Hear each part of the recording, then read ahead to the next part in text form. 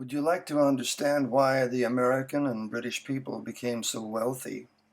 Why a small island nation, such as Britain, who showed no signs of real prosperity until the beginning of the 1800s, began to acquire a vast empire upon which the sun never set, 6 or 8 times larger than the Roman Empire.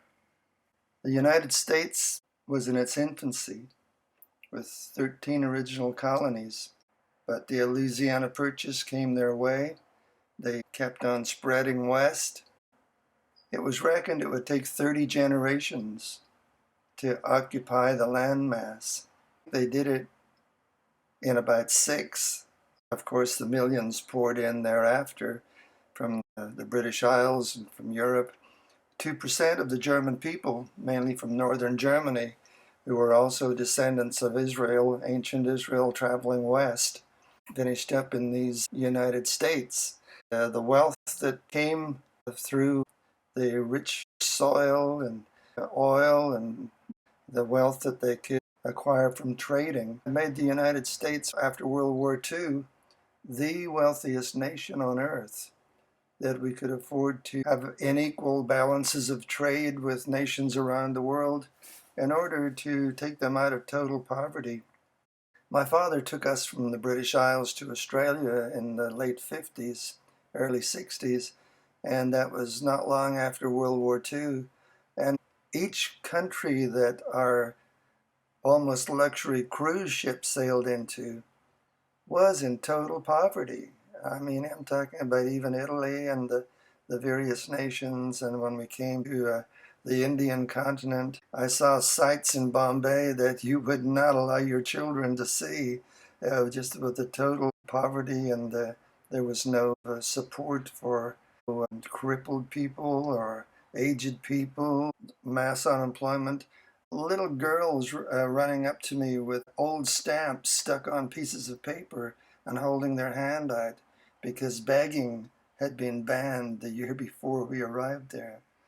It's incredible the wealth and control that the British Empire and the British Commonwealth of Nations now still has over 2 billion people around the world. Well, the Queen of England asked them recently, please don't send me any more precious stones.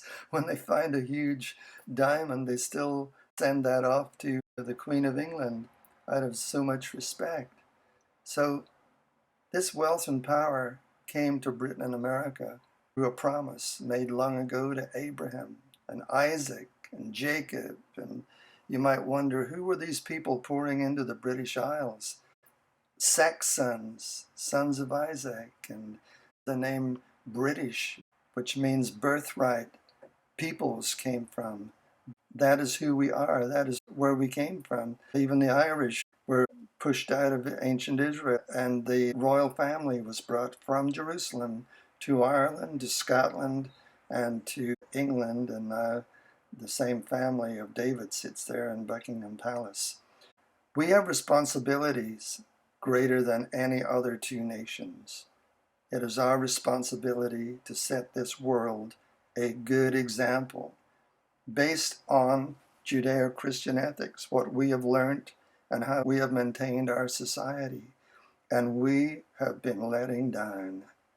We have allowed our quality of life and the actual sins that we have committed now in our own families and in preserving human life.